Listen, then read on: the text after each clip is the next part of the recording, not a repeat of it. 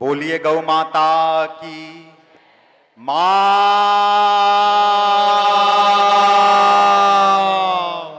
गोपाष्टमी के पावन पर्व पर परम आराध्या जगदम्बा भुवनेश्वरी कामधेनु गौ माता के चरणों में बहुत बहुत वंदन है, बहुत बहुत अभिनंदन है। जिनका सबसे बड़ा पर्व जो है वो आज मनाया जाता है। इस भारत की धरा में सबसे बड़ा गाय का त्योहार के दिवस हम सब एकत्रित हुए हैं, इसके लिए आपके लिए सबका अभिनंदन करता हूं। परम पूज्य गुरुदेव के चरणों में कोटि कोटि अभिनंदन प्रणाम करता हूं, जिन्होंने इस राष्ट्र के अंदर वो करके दिखा दिया जिसकी कल्पना भी युगों युगों तक कोई नहीं कर पाता। राष्ट्र के अंदर अगर किसी भी कार्य को करने का संकल्प लिया जाता है, किसी कार्य को करने का कोई आधार रखा जाता है, उस आधार को अपने जीवन में स्थापित करने के लिए निश्चित तौर पे देवताओं की कृपा चाहिए। आप सोचिए, मैं संक्षिप्त में ये बात कहता हुआ चल रहा हूं कि कितना बड़ा कृपा इस देवभूमि के देवताओं ने, इस संपूर्ण भारत के देवी देवताओं में, इस पूरे ब्रह्मांड के देवी देवताओं ने गुरुदेव में करी कि 700 करोड़ की जनसंख्या है इस दुनिया की, उसमें भी 130 करोड़ की जनसंख्या हमारे भारतवर्ष की, और उसमें अगर एक व्यक्ति चमकता है जो गोस्वामी तुलसीदास जी के बाद, रामचरितमानस के बाद एक ऐसी कृति राष्ट्र को दे देता है जिसके आधार पे कथा गाई जाती हो, बोली जाती हो, तो इससे बड़ा काम कुछ नहीं हो सकता राष्ट्र के अंदर। इस चेतना को समझिए माताओं। इस देश में कथाएं लोगों ने गाई हैं, लेकिन परम पूज्य गुरुदेव पर ऐसा वरदहस्त कामधेनु गौ माता का हुआ कि गुरुदेव ने कथा बनाई है इस देश के अंदर, और आज वो कथा इस राष्ट्र की कथा बन गई है।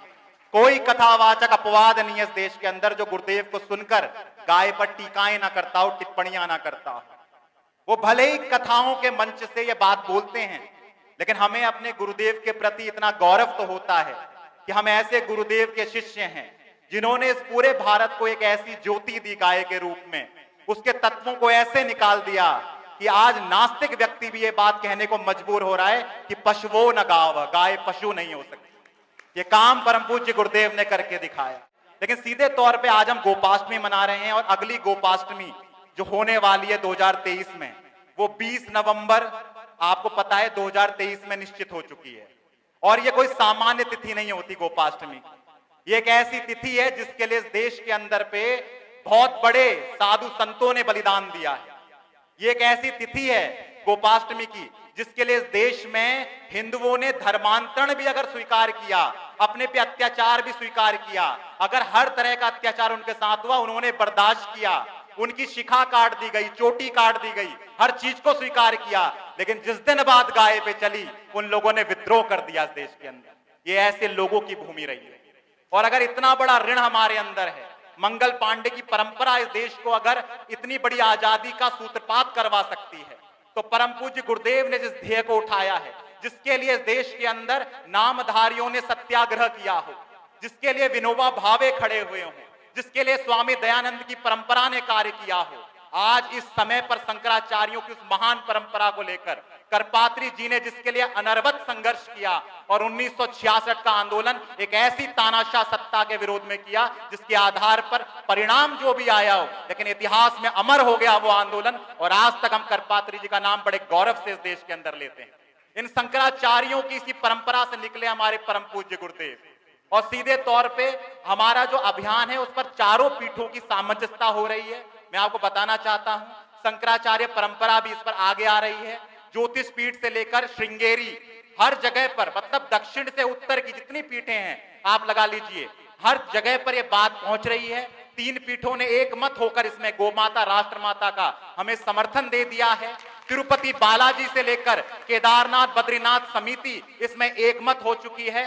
बस आवश्यकता अब इतनी सी है माताओं, आवश्यकता इतनी सी है हमारे जितने बंधु हैं यहाँ पे, कि हम देश की सरकार को फिर से जगाने चलें, इस भारत को फिर से भव्य बनाने चलें। क्योंकि जब तक गाय कट रही हो जिस देश के अंदर, वहां पर शिव जी की भक्ति मात्र पाखंड रह जाती है। जहां गोवर्धन को, गाय के वर्धन को भगवान कृष्ण ने उठाया हो, परम पूज्य गुरुदेव ने यही इस देश को बताया है, वहां पर अगर हम गाय की हत्या होते हुए देखते हैं, उसकी दुर्गति, सड़कों में खत्ते में मुंह मारते हुए देखते हैं, तो इससे बड़ी कलंक हमारे देश के लिए कुछ नहीं हो सकता। तो अब समय नजदीक है, 20 नवंबर 2023 का, एक वर्ष ऐसे ही बीत जाएगा, पता भी नहीं चलेगा। इसलिए जितनी हो सकती है हम सब ने अपने पुरुषार्थ को लगाना है और एक बार सच्चे मन से देखिए, ये बात बहुतों को चुभती है, बहुत लोग झेल नहीं पाते इसके लिए, क्योंकि सत्य ना बहुत कड़वा है और कितने सत्य इस मंच से बोले जाएं कई बार हम भी सोचते हैं। लेकिन यदि अगर आपके मन में किसी भी पार्टी के प्रति अनुराग है, अगर आपके प्रति आपके जीवन में गाय से बड़ा अगर आपके लिए कोई पार्टी है, कोई नेता है, तो ये स्वीकार करना ही इस अभियान का अपने आप में गर्त में जाना होता है। देखिए, किसी नेता से प्यार कीजिए, किसी पार्टी के आप अपने बनिए, किसी को कोई दुविधा नहीं है, लेकिन जब बात धर्म की आती है, जब बात गाय की आती है, तो आपकी सरकारों को, आपकी पार्टियों को, कोई पार्टी किसी देश में किसी सरकार की पार्टी हो, उन सभी सरकारों को गौण कर देना चाहिए आपने धर्म के नाम पे। नचिकेता का प्रसंग बोलता है इस राष्ट्र के अंदर कि नेता तो नेता है। इस देश में कभी भी किसी व्यक्ति को अगर अपना पिता भी खड़ा है और पिता भी गलत राह पर चल रहा हो, अगर पिता भी गौ का द्रोह कर रहा हो, तो नचिकेता की कहानी ये बात प्रमाण करती है कि अपने पिता का भी विद्रोह कर देना चाहिए। ऐसी परंपरा इस राष्ट्र की हुई, उस राष्ट्र में हम नेताओं की आधार पर जीने लग जाएं। हम ये सोचें अगर नेता उस कार्य को भूल गया है, आपका प्रिय नेता, तो उसे याद दिलाइए। जब प्रजा ही अगर गांधारी बन जाएगी, परम पूज्य गुरुदेव ने बताया राष्ट्र में, अगर प्रजा ही आंखों में पट्टी बांधेगी, अगर राजा को नहीं जगाएगी, तो आखिर राजा को कैसे पता चलेगा कि हमें क्या काम करना है। तो हम ये चाहते हैं कि 20 नवंबर 2023 को अब की बार हम केवल गाय वाले बन के जाएं। ये पार्टी वाला वो पार्टी वाला बनकर बहुत बार देख लिया, एक बार बस कुछ दिनों के लिए। और अब की बार जो आंदोलन होगा ये एक दिन का आंदोलन नहीं है, ये बात गांठ बांध लीजिएगा। गौ माता के प्रति शरणागति भाव से जो एक कार्य करने की प्रेरणा इस राष्ट्र में गुरुदेव ने दी है, ये शरणागति परंपरा हमारी प्रथमम शैलपुत्री भगवती गौ माता के रूप में जो नंदी पे सवारी है, वो महागौरी बनने से पहले रणचंडी महाकाल रात्रि भी बनती है। इस देश के अंदर जब तक बलिदान की परंपरा गाय के लिए खड़ी नहीं होगी, जब तक गुरुदेव कहते हैं वशिष्ठ जैसा स्नेह नहीं निकलेगा गाय के प्रति, तब तक गौ माता कैसे अपने देवत्व को प्रकट करेगी। तो अब की गोपाष्टमी में अगर हम बैठेंगे तो बिना गौ माता को राजमाता का सम्मान दिलाए बिना उठेंगे नहीं। और एक बात और है, जितने कथावाचक इस राष्ट्र के अंदर है उन सबके चरणों में दंडवत हो जाइए कुछ समय के लिए। इस देश में जितने भी हमारे पूज्य साधु संत हैं, इस देश की जितने गौधाम है, जितनी गौशालाएं, जितनी समितियां हैं, जितने धार्मिक समितियां हैं, आपके किसी से भी आप जुड़े हैं, लेकिन इस बार आप गौ माता के लिए सबको एक कर दीजिए। क्योंकि गुरुदेव ने नाम और प्रतिष्ठा के लिए इस आंदोलन को प्रारंभ नहीं किया था, उसका प्रमाण आपको दिखता है।